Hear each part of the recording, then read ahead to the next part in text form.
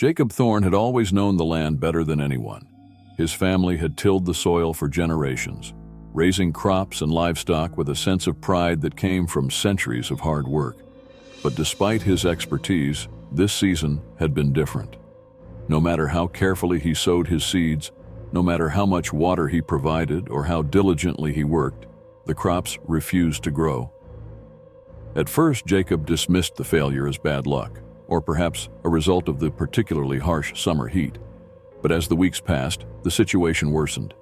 Entire sections of his once thriving farm turned brown and brittle, the crops withering before they even had a chance to sprout. His neighbors whispered behind his back, speculating about soil depletion or pests, but Jacob knew it was something more. The land wasn't just sick, it was cursed.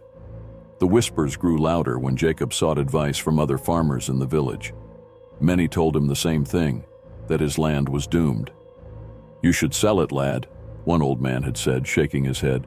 "No one's been able to farm there for years. You're wasting your time." But Jacob couldn't just leave. The farm had been passed down from his father and his father before him, going back 5 generations. He couldn't abandon it now, not without at least trying to save it. He had always believed that the earth repaid those who cared for it, and so he poured every ounce of his energy into reviving the soil. But despite his best efforts, the crops continued to fail. Strange things started happening soon after. One morning, Jacob woke to find his barn doors wide open, even though he was certain he had locked them the night before. The cows seemed spooked, huddling in the far corner of the pasture, refusing to come near the barn. Then there were the noises, whispers in the wind that came at dusk, soft voices calling his name when no one was around. It was as if the very ground beneath him was alive, and it wanted him gone. Desperate for answers, Jacob turned to the village elder, an old woman named Eliza, who had lived in the area longer than anyone. Her small cottage stood at the edge of the village, surrounded by ancient trees that seemed to sway in rhythm with the wind. Jacob knocked on her door, hoping she could provide some guidance. Eliza greeted him with a knowing smile, her wrinkled face creasing in the firelight. She invited him in, offering a cup of tea as they sat by the hearth.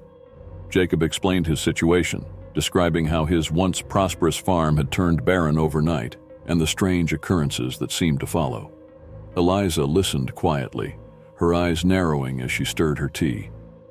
When Jacob finished, she set her cup down and spoke in a low, serious tone. "Your land has a history, Jacob. A dark history. There's a reason no one's been able to grow anything there for so long." Jacob leaned forward, intrigued. "What do you mean? What happened?" The elder sighed, her gaze distant as if recalling memories from long ago. "Many years ago, a family lived on that land, much like yours. The farmer, Elias Thorne, was a man of ambition. He was prosperous, successful, but he had a dark secret.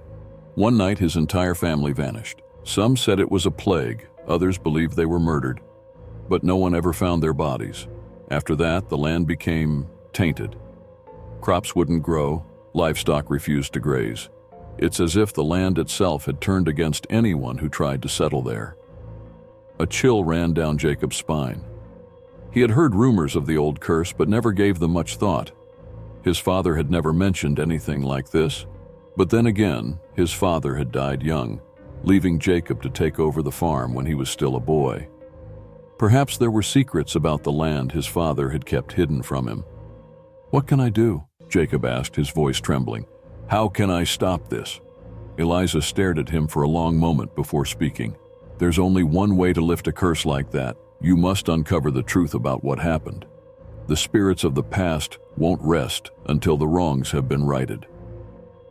Jacob left Eliza's cottage feeling more troubled than before. He wasn't sure where to begin, but he knew he couldn't give up. If there was any chance of saving his farm, he would need to uncover the mystery that had haunted his family for generations. The next few days were a blur of research. Jacob spent hours combing through the village archives, looking for any mention of Elias Thorne or his missing family. He found little in the official records, just a brief mention of Elias owning the land before disappearing without a trace. But the rumors he overheard from the villagers told a much darker story. According to the older folk, Elias had been a cruel man, prone to fits of rage. Some claimed he had abused his wife and children. Others whispered that he had been involved in something far more sinister. Dark rituals, sacrifices to ancient spirits that roamed the land. No one knew for certain, but one thing was clear.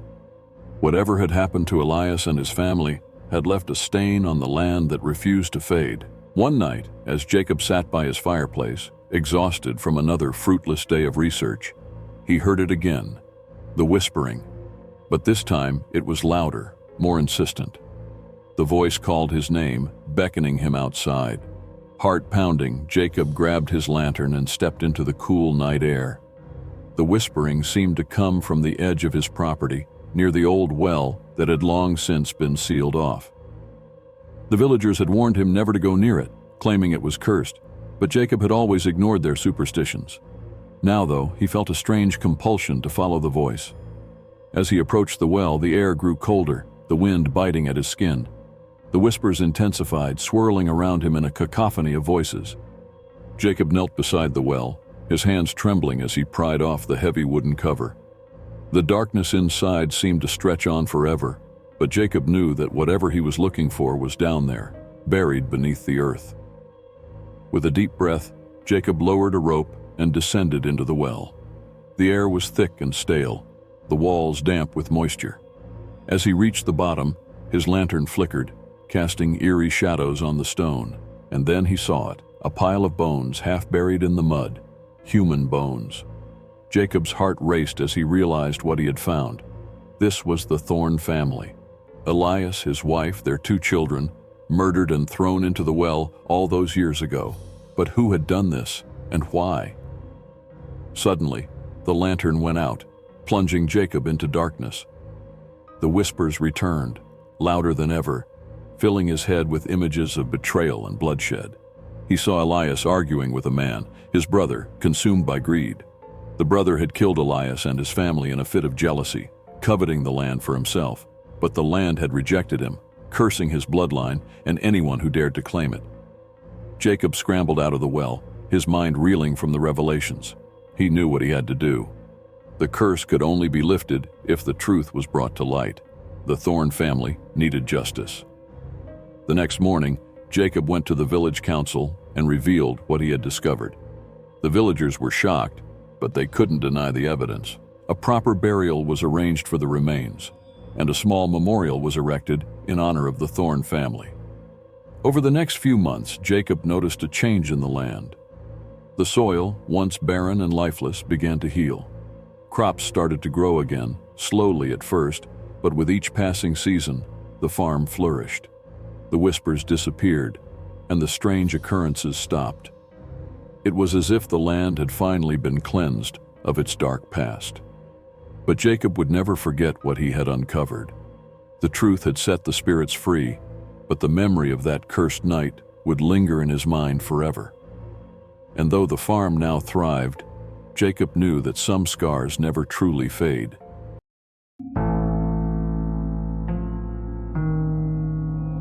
The land stretched for miles, barren and flat, with nothing but the wind whispering through the cornfields. Samuel Turner had lived on his remote farm for nearly a decade, alone except for his dog and the occasional visitor from town. His days were simple: wake before dawn, tend to the crops, and sleep under the blanket of stars. It was a life of solitude, but it suited him just fine. That is, until the scarecrow began to move. It started innocently enough. One morning as Samuel trudged out to his field, he noticed the scarecrow positioned at a different angle. It wasn't drastic, just a slight tilt of the head, its straw-stuffed arms hanging a little lower. He shrugged it off, assuming the wind had shifted it during the night. But the next morning, it was even more pronounced. The scarecrow seemed to be staring directly at the farmhouse, its hollow button eyes fixed on his bedroom window. Samuel felt a prick of unease, but he pushed the thought aside.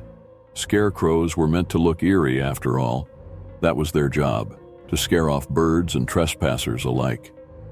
He adjusted the figure back to its usual stance, tightening the ropes that held it to the wooden cross, and returned to his work. But the unease lingered, gnawing at the edges of his mind. A few nights later, Samuel woke to the sound of soft creaking. At first he thought it was the wind rattling the shutters. But as he lay still in bed, straining to listen, he realized the sound was coming from outside. Slowly, cautiously, he pulled back the curtain and peered out into the darkness. The moonlight bathed the field in a silvery glow, and there, standing at the edge of the crops, was the scarecrow, closer to the house than it had been before. Samuel's heart pounded in his chest. It was impossible. The scarecrow had been in the center of the field when he'd checked it earlier that day. There was no way it could have moved on its own. He threw on his boots and grabbed a lantern, stepping out into the cold night air, determined to put an end to the absurdity. As he approached the scarecrow, the wind picked up, making the lantern flicker in his hand. The figure loomed taller in the dark, its tattered clothes fluttering in the breeze. Samuel circled around it, inspecting the ropes and the wooden cross. Everything was in place, just as it should be. With a muttered curse, he tightened the ropes again, driving the stakes deeper into the ground to make sure it couldn't budge. Satisfied, he turned back toward the house, but as he walked away, he felt a shiver crawl down his spine, as though something was watching him. The next morning, the scarecrow was gone. Samuel stood at the edge of his field, his stomach twisted in knots. The wooden cross was empty, the ropes lying slack on the ground where the figure should have been tied. He scanned the area, searching for any sign of the scarecrow, but the fields were empty, the tall corn swaying gently in the breeze. His first thought was that someone had stolen it as a prank, but there were no footprints, no evidence of anyone having been there. It was as if the scarecrow had simply walked off on its own. As the day wore on, Samuel couldn't shake the feeling that something was terribly wrong.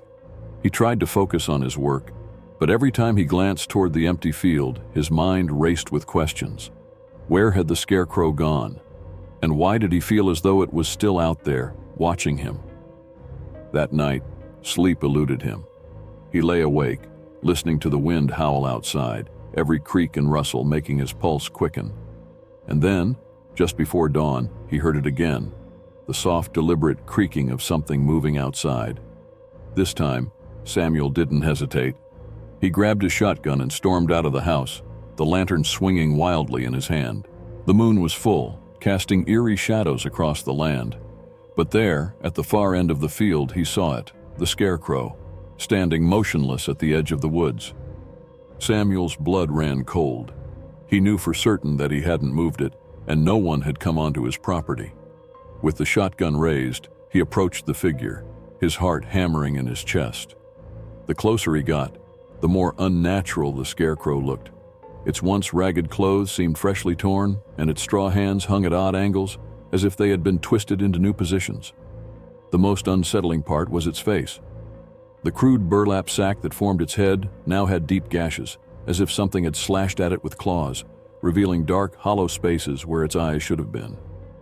Samuel stood frozen, gripping the shotgun, unsure of what to do. A low wind whispered through the corn, carrying with it a sound that made his skin crawl. It wasn't the rustling of leaves or the creak of old wood. It was a soft, raspy breath, and it was coming from the scarecrow. He stumbled back, heart racing, unable to comprehend what he was hearing. The scarecrow didn't move, but the air around it felt charged with something malevolent, something ancient. His instincts screamed at him to run, but he couldn't tear his eyes away from the figure standing at the edge of his field. He had to know what was happening, no matter how terrifying the answer might be. The following day, Samuel visited the town's old historian, a man named George, who had lived in the area for decades. When Samuel described the scarecrow and its strange behavior, George's face grew pale, and he leaned in closer. "You need to get rid of it," George said, his voice trembling. "That scarecrow is no ordinary figure. It's a harbinger. Years ago, before you moved here, there was a man who lived on that same farm. He built the scarecrow to guard his crops, but after a few seasons he went mad, started rambling about the scarecrow moving on its own, watching him. One night he disappeared, and no one ever found his body. But the scarecrow, it was found at the edge of the woods, just like you said. Burn it, Samuel. Burn it before it's too late." Samuel returned to the farm, George's warning ringing in his ears. The scarecrow still stood at the edge of the field, its hollow eyes seeming to follow him as he approached. Determined to end whatever curse haunted his land, Samuel gathered a pile of wood and doused it with kerosene. He dragged the scarecrow from its post, ignoring the strange resistance he felt as he pulled it, and threw it onto the pyre. As the flames consumed the figure, Samuel watched, half expecting it to scream or writhe in agony. But it didn't.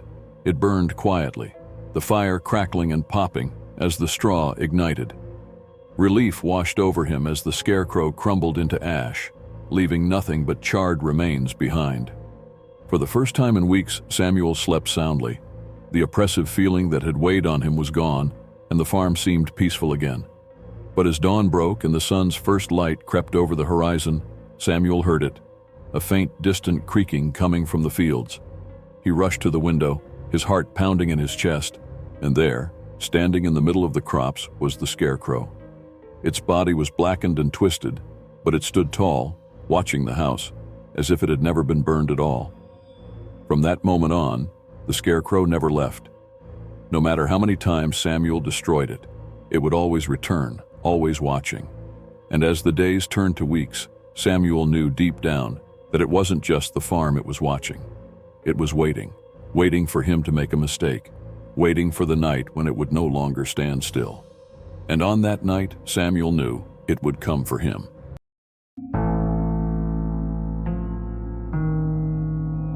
Hollow Creek Farm had always been a peaceful place, nestled in the quiet countryside, surrounded by miles of cornfields. Owned by the Henderson family for generations, the farm was known for its rich golden crops that fed the town every harvest.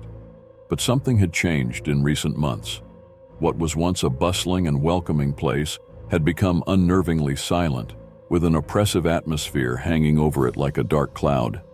The first sign that something was wrong came late one summer evening. The workers, who lived in small cabins scattered near the barn, began hearing strange noises at night. It started as soft murmurs, barely audible over the rustling of the corn. At first, they dismissed it as the wind blowing through the fields, but the whispers soon became unmistakable. They weren't natural sounds. They were voices, muffled and incoherent, but unmistakably human, rising from deep within the cornfields. Henry, the farm's overseer, was the first to hear them. One night, as he made his rounds, checking the equipment and locking up for the night, he froze. There, in the stillness of the evening, came the unmistakable sound of whispers, like distant conversations happening just out of sight. His eyes scanned the dark rows of corn, but nothing stirred. Yet the voices persisted, soft, beckoning, and unnervingly close. He quickly returned to the cabins, brushing it off as his imagination. But the whispers didn't stop. Over the next few nights, other workers reported hearing them too, the soft murmurs floating through the air, growing louder with each passing night. No matter where they were on the farm, the voices seemed to follow, coming from the heart of the cornfield. By the end of the week, unease had spread among the workers like wildfire.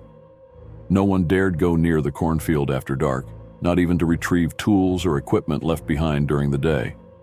Rumors began circulating about the land being cursed, with some of the older workers claiming it was haunted by the spirits of those long forgotten. One particularly restless night, Henry gathered the workers in the barn to address the situation. Lanterns flickered as the men sat in uneasy silence, the weight of the strange occurrences heavy in the air. "We've all heard the whispers," Henry began, his voice steady but grim. "There's something out there in the corn, and we need to figure out what it is. I don't believe in ghosts or curses, but something isn't right on this farm." Several of the workers exchanged nervous glances. One of the older men, a farmhand named Roy, spoke up, his voice low and trembling. "I've worked this land for 20 years, and I've never heard anything like this. But I remember stories, from my father and from his father before him. They always said there was a secret buried deep in this land, something the Henderson family doesn't talk about." Henry frowned. "What kind of secret?" Roy hesitated, looking around as if afraid to speak the words aloud. "They say the land wasn't always Henderson property. Back when the farm was first built, there was another family living here, a family that disappeared. No one knows what happened to them. Some say they left, others say they were driven off, but the whispers say they were buried somewhere on this farm." A cold silence settled over the group. Henry felt a chill creep up his spine. He had heard rumors of the farm's dark past before, but he never gave them much thought. Now, though, with the eerie whispers in the night, he wondered if there might be some truth to the old stories. Determined to get to the bottom of it, Henry decided they would investigate the cornfield the following day. He instructed the workers to gather their tools at dawn, and together they would explore the area where the voices seemed to be strongest. No one liked the idea, but Henry made it clear that they couldn't go on living in fear of their own land. The next morning, under a gray, overcast sky, Henry led a small group of workers into the cornfield. The stalks towered above them, creating narrow, claustrophobic rows that seemed to close in from all sides. As they moved deeper into the field, the wind picked up, and with it came the whispers again, soft at first, like distant voices on the breeze, but growing louder as they approached the center of the field. The workers exchanged uneasy glances, their hands gripping their tools tightly. Henry forced himself to keep moving, though his heart pounded in his chest. The whispers seemed to swirl around them, now clearer than ever, though still unintelligible. It was as if the voices were trying to communicate, trying to be heard. Suddenly, one of the workers, a young man named Tom, let out a shout. He had tripped over something buried just beneath the soil. Henry rushed over and knelt beside him, brushing away the dirt to reveal an old weathered stone. It was a gravestone, cracked and worn by time, with a name faintly etched into the surface: Martha Grayson. The workers stared in shock. None of them had ever heard of the Grayson family, but the name sent a chill through the air. Henry quickly realized that this was what the whispers had been leading them to: something or someone buried long ago, forgotten by time. The discovery of the gravestone only deepened the mystery. As they continued to dig, they uncovered several more graves, all belonging to the Grayson family. But the most unsettling part was that the graves appeared hastily dug, as though whoever had buried these bodies had been in a hurry to cover something up. Later that day, Henry confronted the Henderson family, determined to get answers. Old Mr. Henderson, the patriarch of the family, was reluctant to speak at first, but after some pressure, he finally admitted the truth. The Grayson family had once owned the land, long before the Hendersons took over. There had been a dispute between the two families over property rights, a bitter feud that had ended in tragedy. The Graysons had been driven off the land, or so the official story went. But in reality, they had been murdered and buried in secret, their deaths hidden to secure the farm for the Hendersons. The whispers in the cornfield were the voices of the Grayson family, trapped in the earth for over a century, trying to tell their story, trying to be heard. The farm's dark history had been buried with them, but the land had never forgotten. That night, the whispers returned, but this time they were different, softer, more peaceful, as if the spirits of the Grayson family had finally found rest. The workers, though shaken by the truth, felt the weight lift from the air. The eerie presence that had plagued Hollow Creek Farm was gone, but for Henry, the farm would never feel the same. The land, once a place of hard work and harvest, now carried the heavy burden of the past. As he stood at the edge of the cornfield, watching the wind ripple through the stalks, he knew one thing for certain: some secrets, no matter how deeply buried, would always find a way to rise. And though the whispers had faded, the memory of what they uncovered would haunt Hollow Creek Farm forever.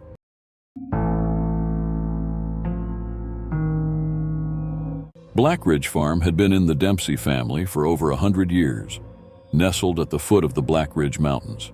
It was a sprawling property, known for its rich soil and healthy livestock. But there was one thing about the farm that no one in town could ever quite understand: the barn. No matter how many cows, horses, or chickens were inside, the barn was always dead silent. Not even a rustle of hay or a soft moo could be heard from within its weathered walls. Caleb Dempsey, the current owner, had taken over the farm after his father's passing, and though he had grown up on the land, he never spent much time in the barn. His father, Frank, had kept the barn locked most nights, citing the need for security, but he had never explained why it felt so unnerving to step inside. Caleb, a practical man, chalked it up to superstition. Rural folks loved their ghost stories, but now that he was running the farm on his own, The silence inside the barn was beginning to get under his skin. It wasn't normal. A barn full of animals should be noisy. The lowing of cows, the soft clucking of chickens, the shuffle of hooves in the hay, all were signs of life. But not here. Every time Caleb stepped through the old wooden doors, an eerie hush fell over the place. The animals stared at him with wide, frightened eyes, their bodies tense, as though they were holding their breath, waiting for something to happen. At first, Caleb tried to ignore it. He was busy enough with the day-to-day operations of the farm and didn't have time to entertain old legends about the place being haunted. But the more he worked in the barn, the harder it became to shake the feeling that something was terribly wrong. He couldn't figure out why, but every time he entered, it felt like stepping into a vacuum where sound simply didn't exist. The hairs on the back of his neck would rise, and his skin would prickle with a cold, creeping unease. It wasn't until one particularly quiet night that Caleb's suspicions turned into dread. The sky was thick with dark clouds, and the wind howled through the trees as a storm rolled in. Caleb had just finished his evening rounds when he realized he had left his tools in the barn. He sighed, reluctantly grabbing his lantern and heading toward the barn, dreading the oppressive silence that waited for him inside. As he approached, the wind seemed to die down, and a strange stillness fell over the farm. The barn stood there, looming in the dim light, its weathered boards creaking softly in the breeze. Caleb pushed open the door, the hinges groaning in protest, and stepped inside. Just as always, the silence swallowed him whole. Not a single sound came from the animals, though they were all there, their wide eyes fixed on him, unblinking, as if pleading for him to leave. He walked to the far corner where he had left his tools, but as he reached for them, a cold gust of air brushed against his neck, sending a shiver down his spine. He spun around, but there was no one there, just the rows of animals, staring in silence. That's when he noticed it. Every animal in the barn was facing the same direction. Their eyes weren't on him, but on something behind him. Slowly, Caleb turned his head, the lantern shaking in his hand. In the farthest corner of the barn, where the shadows were thickest, he saw something that made his blood run cold. It was faint at first, a mere outline, but as he stared, the shape became clearer, a figure standing motionless in the darkness. Tall and gaunt, its features were obscured by the shadows, but there was no mistaking the cold, malevolent presence it exuded. Caleb's heart raced as he backed away, his boots scuffing the dirt floor. The figure didn't move, but the air in the barn grew impossibly colder, the silence now so heavy it pressed against his ears like a weight. He could feel it, the thing in the shadows, watching him, waiting. Every instinct in his body screamed at him to run, but he couldn't move. It was as if the silence had trapped him, holding him in place. Then, as if breaking free from a spell, Caleb bolted for the door, his heart pounding in his chest. He slammed it shut behind him, gasping for breath, and stumbled back toward the farmhouse. He didn't stop until he was inside, the door locked behind him, the lantern still flickering in his trembling hand. That night, Caleb couldn't sleep. He paced the house, his mind racing, trying to make sense of what he had seen. He had heard stories growing up, tales of strange deaths on the farm, of disappearances, of voices in the wind, but he had always dismissed them as nonsense. Now, though, he wasn't so sure. The next day, Caleb called his neighbor, an older farmer named John, who had lived in the area his entire life. When Caleb explained what he had seen, John's face grew pale, and he shook his head. "You shouldn't have gone into that barn alone at night," John said, his voice low. "There's a reason it's always been so quiet. My father told me stories when I was a boy. Stories about the barn and the things that happened there before your family owned the farm." Caleb frowned. "What do you mean? What happened?" John hesitated, glancing around as if afraid someone might overhear. The barn wasn't always a place for livestock. Back before the Hendersons, the original owners used it for other things. Rituals, sacrifices. They say the land was cursed, that the barn became a gateway for something dark, something that still lingers there, even now. Caleb's stomach churned. He didn't believe in curses, but after what he had seen, he wasn't sure what to believe anymore. He asked John if anyone had ever tried to stop it, to cleanse the land, but John just shook his head. "There's no stopping it," John said. The barn's been silent ever since. The animals know, they can sense it. That's why they don't make a sound. They're too afraid. Despite John's warning, Caleb couldn't just abandon his farm, but from that day forward, he refused to go into the barn after dark. He made sure all the animals were tended to before the sun went down, and he kept the doors locked tight every night. Still, the oppressive silence weighed on him, a constant reminder of the dark presence that lurked just beyond the walls. But the silence wasn't the worst of it. A week later, Caleb noticed something strange. One by one, the animals in the barn began to die. It started with the chickens, their lifeless bodies found scattered across the floor in the morning, their eyes wide with terror. Then the cows, collapsing in their stalls without a sound, as if something had drained the life from them. The horses, too, refused to go near the barn, their eyes wild with fear whenever Caleb tried to lead them inside. Desperate, Caleb called a vet, but there was no explanation for the sudden deaths. The animals appeared perfectly healthy, with no signs of disease or injury. It was as if they had simply stopped living. One night, as Caleb lay in bed, he heard a noise that made his blood run cold, a low whispering sound coming from outside. He sat up, heart pounding, and listened. The whispers grew louder, more distinct, until he could make out words that chilled him to the bone. "Come, to the barn!" Caleb's breath hitched in his throat. He tried to ignore it, to tell himself it was just the wind, but the voices persisted, growing louder, more insistent. "Come, to the barn." Against every instinct, Caleb grabbed his lantern and headed outside. The night was deathly quiet, the moon casting long shadows across the fields. The barn loomed ahead, its doors slightly ajar, as if waiting for him. His hands trembled as he stepped inside, the lantern casting flickering light on the walls.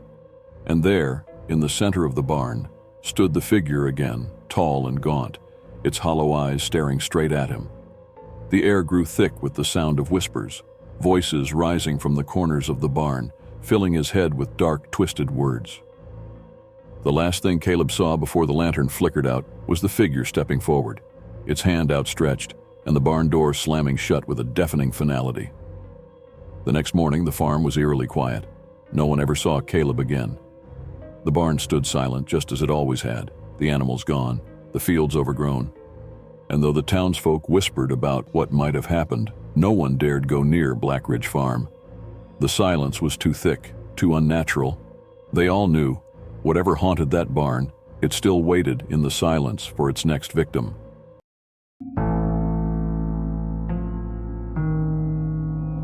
Thomas Parker had lived on his farm at the edge of town for over 30 years. It was a simple, quiet life, the kind he had always wanted. The fields stretched wide, the sunsets painted the sky in hues of orange and pink, and the distant hills rolled out like a peaceful backdrop to his life. But for the past few weeks, something had been troubling him. Something that turned the quiet of dusk into a time of unease. It started one cool autumn evening. The sun was sinking behind the distant hills, casting long shadows across the fields, when Thomas noticed something unusual. At the top of the tallest hill, far beyond his property, he saw a figure, a solitary silhouette standing against the fading light. At first he assumed it was one of the neighbors, perhaps a hiker or a traveler passing through. But the figure didn't move. It simply stood there, unmoving, watching him, or so it seemed. Thomas squinted, trying to get a better look, but the figure was too far away to make out any details. He told himself it was nothing, just someone enjoying the sunset, and thought no more of it. But the next evening, as the sun dipped low and the shadows stretched across the farm, the figure was there again, standing on the same hill, in the same spot, still as a statue, watching. For several nights, the pattern repeated itself. Every evening at dusk, just as the light began to fade, the figure would appear on the hill, standing silently, always in the same place. It never approached, never moved closer. It simply stood there, watching the farmhouse from a distance until the darkness swallowed it up. At first, Thomas didn't mention it to anyone. He wasn't a man who believed in superstitions or ghosts, and he didn't want to come across as paranoid. But the sight of the figure gnawed at him. There was something unsettling about it, something wrong. The way it appeared every evening without fail, just as the sun was about to disappear, felt unnatural. It wasn't the behavior of a normal person. After a week of seeing the figure, Thomas decided to investigate. One evening, as the sky began to darken and the figure appeared on the hill, he grabbed his binoculars and stepped out onto his porch. He raised them to his eyes, expecting to get a better look at whoever was standing out there. But what he saw made his blood run cold. The figure was tall and thin, draped in a long, dark coat that seemed to blend with the shadows. Its face, or what should have been its face, was obscured by a wide-brimmed hat, casting its features in complete darkness. But what terrified Thomas wasn't the figure's appearance. It was the way it stood there, unmoving, its posture unnaturally rigid, as if it wasn't human at all. Even more unnerving was the sense of stillness that surrounded it. The figure didn't sway with the wind or shift its weight as a person would. It was as if it was rooted to the spot, like a statue. And yet Thomas could feel its gaze fixed on him, an unblinking, unseen stare that made the hairs on the back of his neck stand on end. The following morning, Thomas mentioned the figure to his neighbor, an old man named Earl who had lived in the area his whole life. Earl frowned when Thomas described the strange figure on the hill. "You've seen it too?" Earl asked, his voice low and serious. Thomas blinked, surprised. "You know about this?" Earl nodded slowly. "I've seen it a few times over the years, always at dusk, always on that hill. My father used to talk about it when I was a boy. He called it the Watcher. Said it's been around as long as anyone can remember." Thomas felt a chill creep up his spine. "What is it?" Earl shook his head. "No one knows. Some say it's the ghost of a man who died out there long ago. Others think it's something older, something that's been here since before the town was built. But no one's ever gotten close enough to find out. It never comes down from that hill. It just watches." Thomas didn't want to believe it, but Earl's words only deepened the sense of dread he had been feeling. The Watcher wasn't just some passerby or lost traveler. It was something else, something that had been lurking in the shadows of that hill for longer than anyone knew. That evening, as the sun began to set, and the familiar sense of dread settled over him, Thomas made a decision. He wasn't going to sit around and let the figure keep haunting his nights. He was going to confront it. He grabbed his flashlight, his jacket, and an old hunting rifle that had belonged to his father. He wasn't sure what he was dealing with, but he wasn't going unarmed. As the last light of day faded from the sky, Thomas set out toward the hill. The figure was already there, waiting, its dark silhouette barely visible against the twilight. With every step, the air grew colder, the wind biting at his skin. The fields stretched out behind him, and the hill loomed ahead, dark and silent. When he reached the base of the hill, Thomas hesitated. The figure was still there, unmoving, watching. But now that he was closer, he could feel it more intensely. The oppressive weight of its gaze, the unnatural stillness that surrounded it. The air felt thick, as though the hill itself was holding its breath. Slowly, he began to climb, his boots crunching on the gravel path. The figure didn't move. It stood at the top of the hill, waiting. Thomas's heart pounded in his chest, but he forced himself to keep going. He had to know what this thing was, why it was watching him, why it never left the hill. When he reached the summit, Thomas stopped a few yards away from the figure, his flashlight in hand. The light flickered in the growing darkness, casting eerie shadows across the ground. The figure was close enough now that he could see the outlines of its clothes, the long coat, the wide-brimmed hat, but its face was nothing but darkness. No features, no eyes, just an empty void where a face should have been. Thomas raised his flashlight, the beam cutting through the shadows, but the light didn't penetrate the figure's face. It was as if the darkness was part of it, swallowing the light whole. "Who are you?" Thomas shouted, his voice trembling. "What do you want?" The figure didn't answer. It didn't move, but the air around it seemed to shift, growing colder, heavier. Thomas took a step back, his fingers tightening around the rifle. The wind picked up, swirling around him, and in the distance, he heard a faint whisper, a voice carried on the wind. "Leave." The word was soft, barely audible, but it sent a wave of fear through Thomas. He backed away, his heart racing. The Watcher didn't move, but its presence seemed to grow stronger, more menacing, as if it was warning him to stay away. Suddenly the flashlight flickered out, plunging the hill into darkness. Panic surged through Thomas as he fumbled with the light, trying to get it to work. When it finally came back on, the figure was gone. The hilltop was empty, the wind silent once more. Thomas turned and ran, his breath coming in ragged gasps as he stumbled down the hill, back toward the safety of the farmhouse. When he reached the porch, he turned back, expecting to see the figure again, but the hill was empty. Whatever it was, it had vanished into the night. For the next few days, Thomas avoided the hill, his mind racing with questions he couldn't answer. What was the Watcher? Why did it appear only at dusk? And why did it leave when he confronted it? But even as the nights passed without incident, Thomas knew deep down that the Watcher hadn't gone. It was still out there, waiting for the right moment, watching from the shadows. He could feel its presence every time the sun began to set, every time the wind whispered through the fields. And one evening, as the last light of day faded and the sky darkened, Thomas saw it again, standing on the distant hill watching the farmhouse. Only this time, it was closer. And this time, Thomas wasn't sure if he'd be able to escape the Watcher's gaze.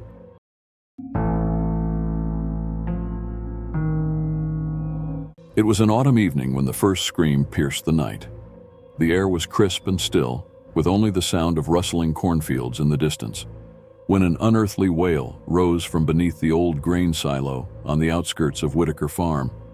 The farmhands, who had been finishing their work for the day, froze in place, their faces pale with confusion. It wasn't the cry of an animal or the screech of metal. It was human, or at least it sounded human. Tom, the farm's head hand, was the first to react. He straightened up, wiping the sweat from his brow, his eyes fixed on the looming shape of the silo that stood like a sentinel in the twilight. The structure had been on the farm for as long as anyone could remember, unused for years, its rusted body a reminder of a time when the farm had flourished. But it had fallen into disrepair, and no one had reason to go near it anymore. Another scream echoed through the night, this one more urgent, more desperate. The other hands gathered around, their faces full of fear and confusion. They looked to Tom for direction, but he hesitated. He had grown up on the farm, worked the land his whole life, and he had never heard anything like this before. "Must be the wind," muttered one of the younger workers, his voice trembling. But even as he said it, another cry broke through the stillness, this time accompanied by a faint rhythmic thumping, like something banging on the inside of the silo's walls. The men exchanged uneasy glances. There were no animals stored near the silo, no machinery that could have made such sounds, and yet the screams persisted, rising and falling in agonizing waves. They were too real, too sharp to be ignored. Tom squared his shoulders. "We'll check it out in the morning," he said, trying to sound confident, but everyone could hear the unease in his voice. They finished their work in silence, each man glancing nervously toward the silo as the screams echoed out intermittently through the night. That night, none of them slept well. Tom lay in his bed, staring at the ceiling, the sound of the distant screams still ringing in his ears. He told himself it was nothing, just the wind in the silo, maybe an old pipe or a piece of machinery rattling in the wind.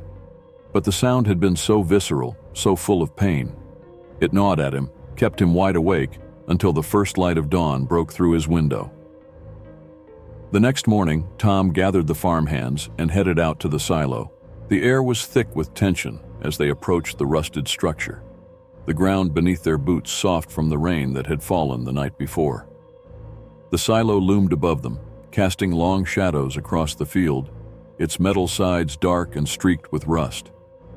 As they got closer, they could see that the silo's hatch, normally sealed shut, was slightly ajar. Tom swallowed hard, stepping forward. "Let's see what's going on," he muttered, more to himself than anyone else. He grabbed the edge of the hatch and pulled it open with a loud creak. The smell that wafted out hit them immediately. Damp, musty air mixed with something else, something rotten. Peering inside, Tom could see the interior of the silo was just as abandoned as he had expected. The floor was covered in a thick layer of dust, and old, rotting grain sacks were piled in one corner. But there was no sign of what could have made the screams, just darkness and decay. The other hands looked at him expectantly, but Tom hesitated. He couldn't shake the feeling that something was wrong. The screams had been real, he was sure of it. They couldn't have imagined it. But the inside of the silo was empty. "Maybe we should check below," suggested one of the older farmhands, Pete. His voice was shaky, but there was a determination in his eyes. Beneath the silo, there was an old access tunnel that had been used decades ago to transport grain to nearby barns. It had been sealed off years ago, but if there was something or someone beneath the silo, that's where they would be. Reluctantly, Tom nodded, and they made their way around the silo to where the old tunnel entrance was hidden behind a tangle of weeds and overgrown brush. The heavy wooden door was covered in rusted metal plates, but with some effort, they managed to pry it open. The stench that hit them when the door opened was worse than before. It was a foul, decaying odor, like something had been rotting down there for a long time. Tom gagged, covering his mouth with his sleeve, but he pushed forward, shining his flashlight into the darkness. The tunnel stretched out below the silo, damp and narrow, with the walls covered in grime and mold. As they stepped inside, the air grew colder, and the sound of their footsteps echoed unnaturally in the confined space. The screams had stopped, but the silence that followed was worse. It was heavy, oppressive, as if the air itself was waiting for something to happen. They moved deeper into the tunnel, the beams of their flashlights sweeping across the walls. Just when Tom was about to suggest turning back, Pete's light caught something ahead, something half buried in the dirt. "Over here," Pete called out, his voice trembling with fear. Tom hurried over and knelt beside the object. It was an old wooden box, covered in dust and grime.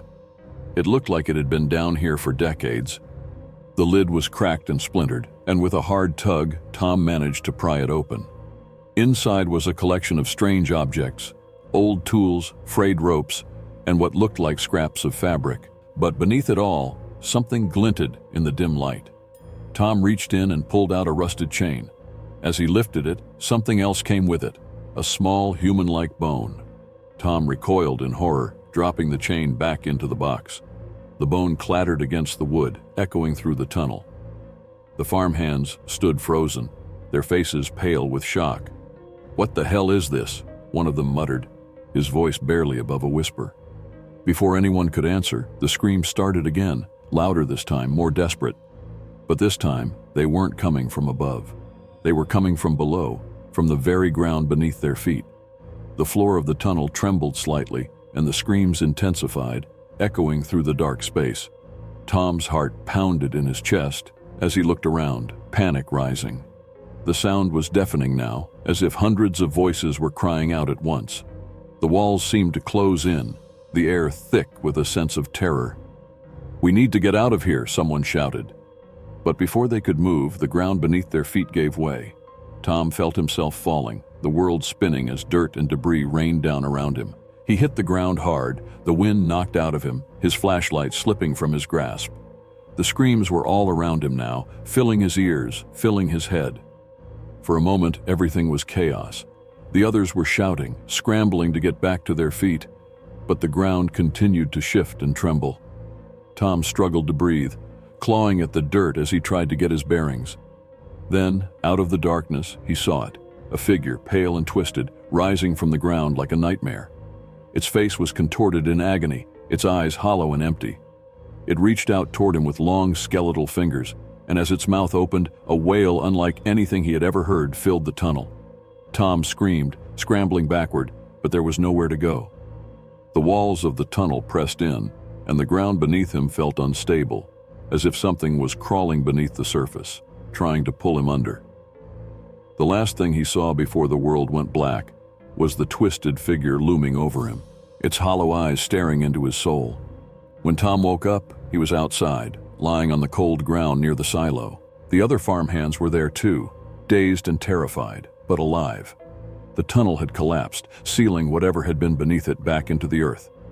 No one spoke of what they had seen, and no one dared to dig into the ground beneath the silo again.